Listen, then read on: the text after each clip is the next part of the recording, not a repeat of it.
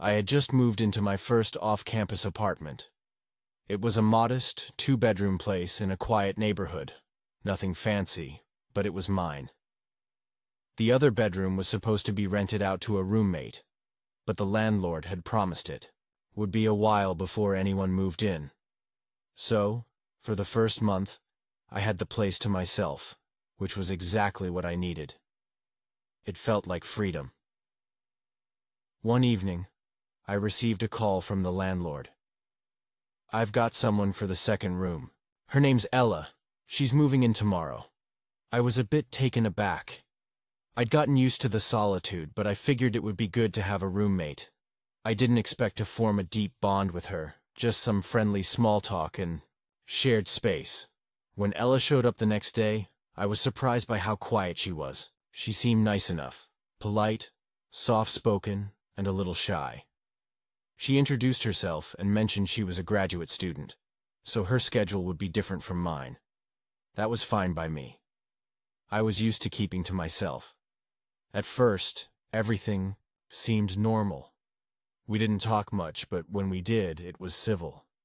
She'd go off to school early in the morning, and I'd come home from my part-time job in the evenings. We'd exchange a polite hello or goodbye in passing. She always kept to herself, rarely leaving her room, and I thought that was a bit odd, but it didn't bother me. Then, one night, I noticed something strange. It was around 2 a.m., and I was sitting on the couch, scrolling through my phone, when I heard it. The faintest sound of soft footsteps in the hallway. I froze, thinking maybe Ella was just getting up to use the bathroom, but when I glanced at the clock again, I realized she never came home. Curious, I stood up and quietly walked down the hallway. I stopped outside her door. It was slightly ajar, just a crack, enough to let the light from the hallway spill into her room. I wasn't snooping, but something compelled me to peek. I could see her silhouette standing in the middle of the room, facing the wall. I knocked softly on the door, but she didn't move. I knocked again, louder this time. Still nothing. I tried calling her name. "Ella?" The room remained silent. Feeling a little uneasy, I finally opened the door and stepped in. My heart skipped a beat when I saw her. Ella was standing completely still, her back to me, hands at her sides. She wasn't responding, not even a twitch. I gently tapped her shoulder. She slowly turned her head toward me. Her eyes were wide open, but they were empty. Blank. No emotion. Just nothing. I felt my stomach tighten. "Are you okay?" I asked, barely able to get the words out. Her lips parted, and in the softest voice, she whispered, "I'm waiting for the sound to stop." I blinked. "What sound?" She didn't answer. Instead, she just stood there, staring at me, unblinking, as if waiting for something. I had no idea what to say or do, so I backed out of the room slowly, closing the door behind me. The next few days were normal in a sense. Ella never mentioned what had happened, and I didn't bring it up. I tried to convince myself it was just some weird sleepwalking episode or stress from her studies, but I couldn't shake the feeling that something was off. Then, one evening, after a long shift at work, I came home to find Ella's room completely dark. The door was ajar once again. The same crack, just like before. I hesitated but pushed the door open, expecting to find her standing there. But this time, the room was empty. I felt a chill run down my spine. I quickly scanned the apartment, checking the bathroom and kitchen. No sign of her. As I walked toward the door to the apartment, I heard it. The sound. That faint, eerie clicking noise from the hallway. It wasn't coming from the walls. It wasn't the apartment's creaky pipes. I turned back to Ella's room, only to see her standing there in the doorway. "Ella?" I whispered. She didn't respond. She just stared at me, her face expressionless. "What's happening? What are you—" Then, before I could finish, she stepped forward, slowly closing the door between us. I couldn't move. I stood there frozen, feeling something.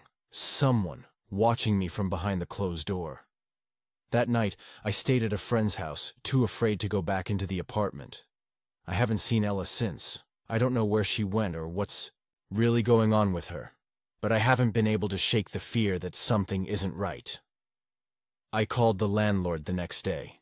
Ella's gone, I told him. She moved out. Did she tell you anything? There was a long pause on the other end of the line. Then, the landlord answered in a slow, hesitant voice. Ella didn't move out. She hasn't even signed a lease. I don't know who she is. That's when I realized Ella had never even existed. I still hear the faint clicking sounds in the hallway sometimes, late at night, and I never sleep soundly anymore.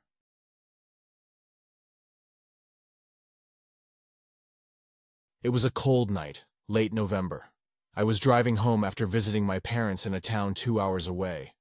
The highway was empty, and the sky was thick with dark clouds. The only light came from my car's headlights cutting through the night. Was almost home when the fuel warning beeped. Great timing. I knew there was a gas station about 5 miles ahead, so I kept driving, hoping it would still be open. As I pulled off the highway and turned into the station, I noticed the place was nearly empty. Just one other car parked by the pumps and the small convenience store lit up inside. The air was sharp and cold, the kind of cold that sneaks under your skin. I parked my car next to a pump and stepped out, my breath fogging the chilly air. As I started filling up the tank, I saw a man walking out from behind the store. He looked rough. Dirty jeans, a worn jacket, and a baseball cap pulled low over his eyes. I didn't recognize him, but something about the way he moved made me uneasy. He wasn't rushing, but there was a quiet, steady purpose in his steps. Tried to ignore him, focused on the gas meter. But then he stopped about 10 feet away and looked at me. He didn't say anything, just stared. I looked back quickly, trying to catch his face under the brim of his cap, but he kept his head down. When the tank was full, I grabbed my card from my purse and went inside to pay. The store was small and smelled like coffee and old cigarettes.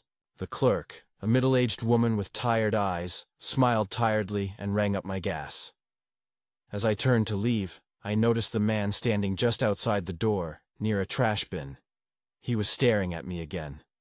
I forced a smile and walked back to my car. Quickly, I wanted to get out of there, but just as I was about to start the engine, I heard a voice behind me. "Hey!" It was the man. I froze. "Can you help me?" he asked, stepping closer. His voice was low and rough. I hesitated. "I'm sorry. I don't have much cash." He nodded slowly. "Just a cigarette. That's all I want." I shook my head. "I don't smoke." He sighed and stepped even closer. His breath smelled like smoke and something sour. "Please," he said, and his eyes finally met mine. They were dark and tired, but there was something cold in them, like he didn't care if I said yes or no. I took a step back, my heart pounding, in my chest. "I'm sorry. I have to go." I got into my car and locked the doors, but the man stayed by the driver's side window, looking at me. I felt trapped, like the cold night wasn't just outside, but inside the car too. I started the engine and glanced in the rearview mirror. He didn't move, he just stood there, watching. I pressed the gas and pulled away as fast as I dared on the empty lot. For a moment, I thought it was over. Then I saw headlights behind me. Another car, speeding to catch up. I glanced in the mirror. Again. The car stayed close, matching my speed, staying just behind me. My hands gripped the wheel tight. My mind raced. Why was this happening? What did he want? I took the next turn off the highway, hoping to lose the car in the maze of small roads near my neighborhood. The other car followed. I pulled into a well-lit gas station again, heart thudding. The other car stopped at the pump across from mine. The driver got out. I locked my doors and sat frozen, watching. It was the same man. He walked over slowly, smiling that tired, cold smile. I wanted to scream, but my voice wouldn't work. He leaned close to my window and whispered, "You can't run." The streetlights flickered overhead. My breath hitched. The air felt thick, heavy like I was stuck in a nightmare. I started the car, ready to drive off, but my engine wouldn't start. I tried again and again, but nothing. The man laughed, a low sound that sent chills down my spine. Funny how things work out. I grabbed my phone, hands shaking, but there was no signal, no bars. The cold seeped into my bones as he reached for the door handle. Then, suddenly, headlights shone from behind him. A truck pulled into the station, loud and fast. The man froze and looked over his shoulder. The truck stopped, and a man jumped out, yelling at the stranger to get away. The stranger cursed, backed off, and disappeared into the night. I sat there shaking, until the truck driver asked if I was okay and helped me start my car. I was too scared to talk much, just nodding and whispering, "Thank you." I drove home, every shadow on the road making me jump. Since that night, I avoid driving alone late at night. I can't stop thinking about the man's eyes and the way he whispered, "You can't run." It wasn't just a threat, it was a promise. Sometimes when I'm alone, I hear the faint sound of footsteps outside my window. And I wonder, was he really gone? Or is he still waiting for me somewhere in the dark?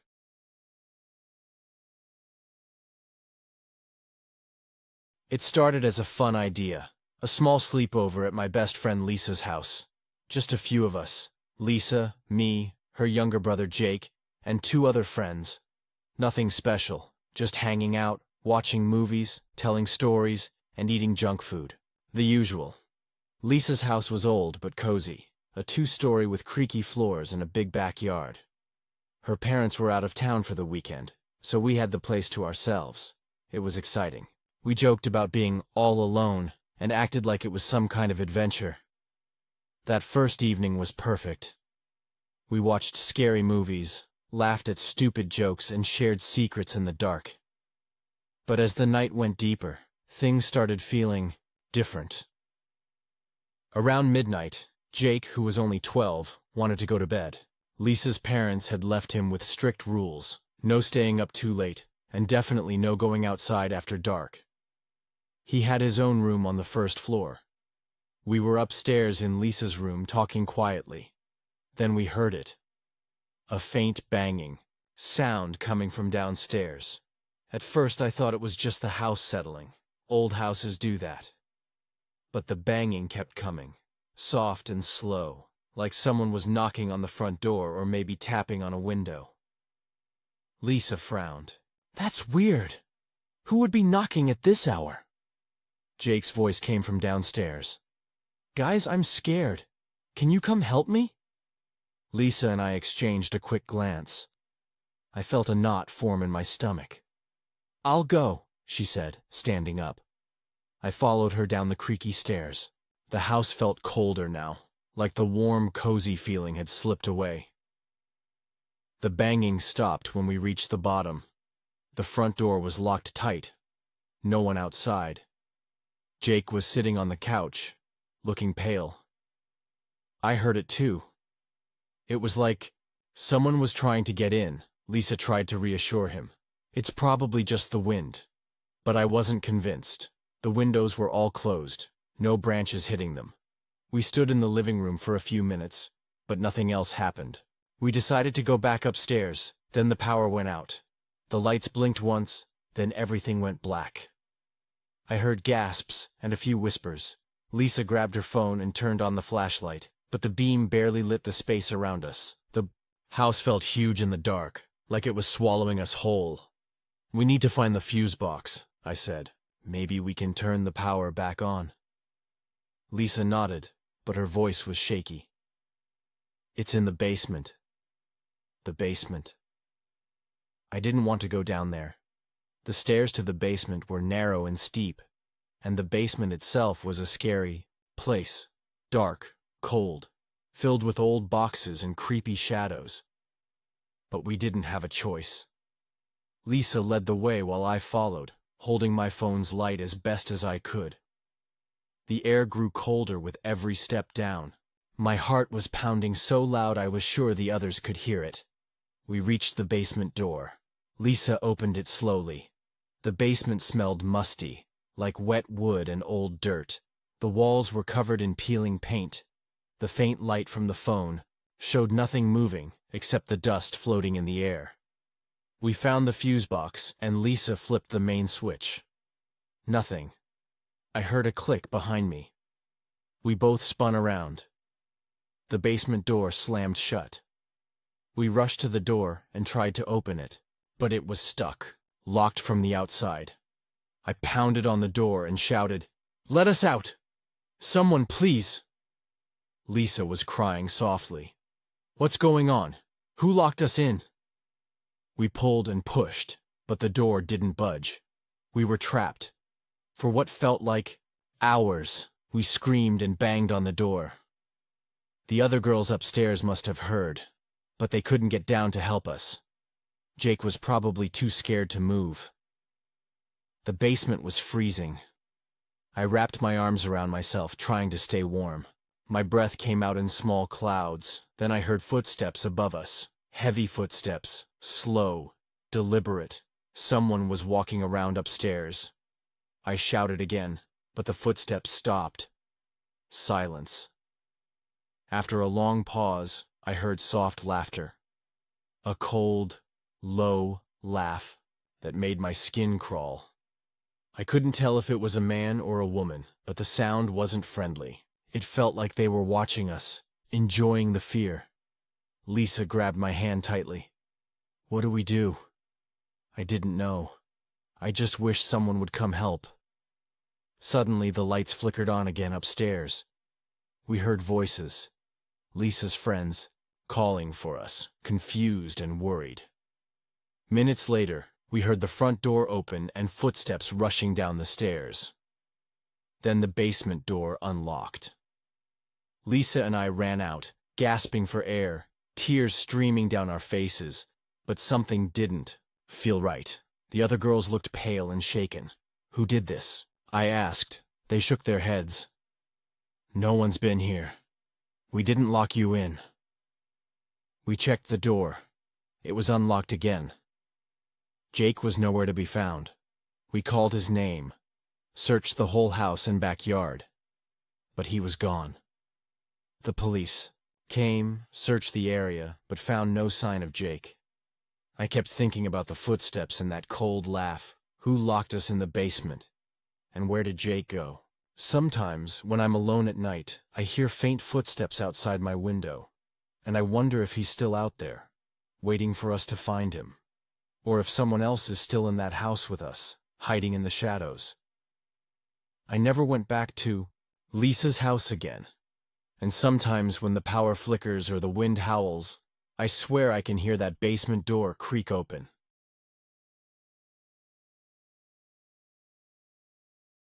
It was supposed to be a simple night. My friends and I decided to go on a short trip to a nearby lake. We wanted to spend the evening by the water, have a small campfire, and maybe tell a few stories. Nothing fancy. Just a break from the city. Noise. We left around 6 p.m., driving in my friend Mark's old pickup truck. The sky was clear, and the air was warm for early spring. The road to the lake was narrow and winding, cutting through thick woods on both sides. We were joking and singing along to music, not paying much attention to the road. After about an hour, Mark took a turn onto a smaller road that wasn't on our map. "Shortcut," he said with a grin. "Trust me, I know this place." At first, everything seemed fine. The dirt road was bumpy but dry, and the trees around us looked peaceful in the fading sunlight. But after 10 minutes, the road started to get worse. The dirt turned into mud, and deep ruts made the truck shake. The woods seemed to close in tighter, like the trees were watching us. Then the truck got stuck. We all jumped out and tried to push, but the tires just spun. Mark looked frustrated. Great. Just great. I pulled out my phone to check for signal. Nothing. No bars. We were completely cut off. It was already getting dark.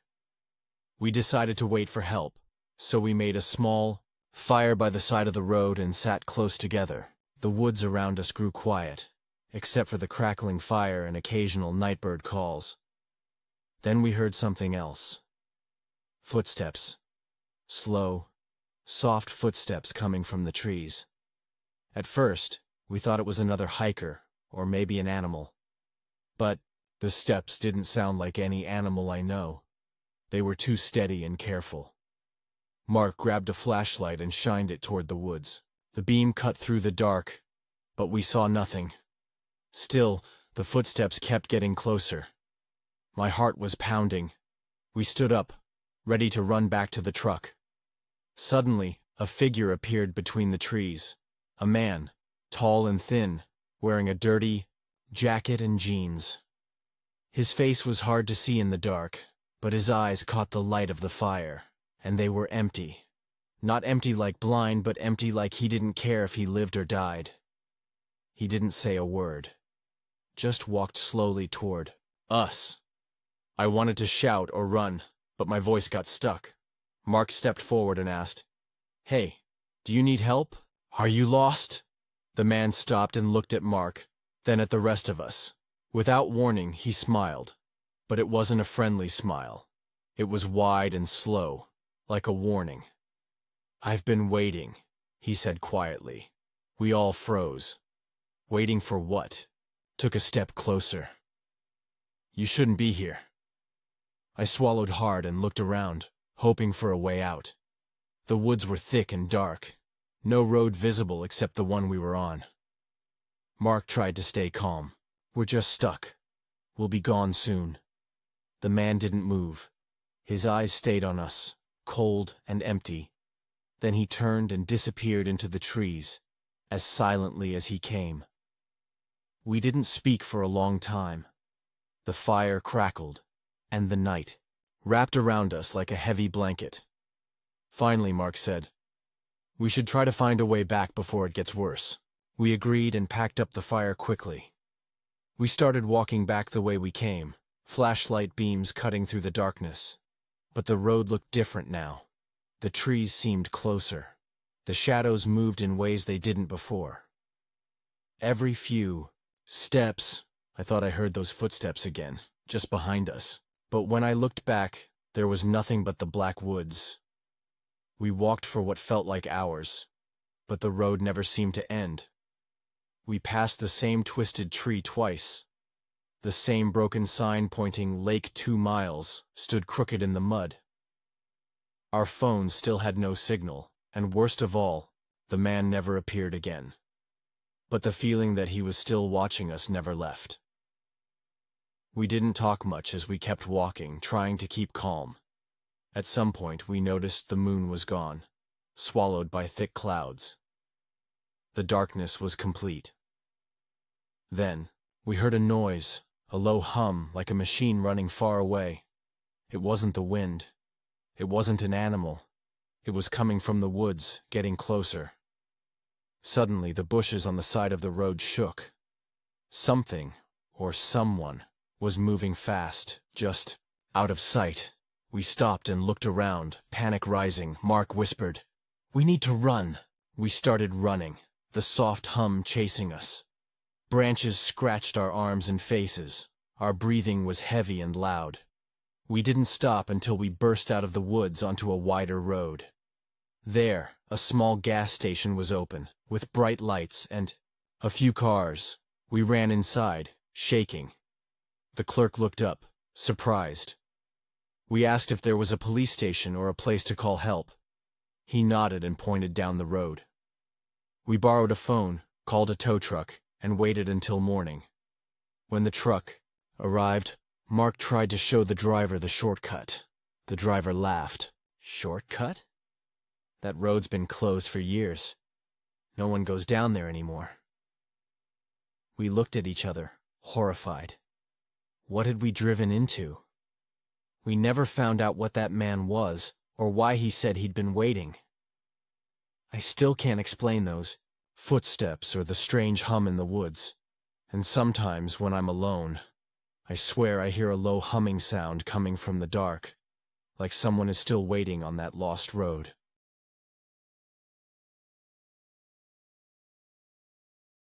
I never thought my neighbor could scare me. He was quiet, maybe a little weird, but mostly harmless. That's what I told myself for months, until one night when everything changed. It all started when I moved into my new apartment. The building was old but clean, with creaky floors and narrow hallways. My unit was on the 3rd floor, and right next door lived an older man who kept to himself. I never saw him much during the day, and when I did, he just nodded silently or gave a quick, "Hello."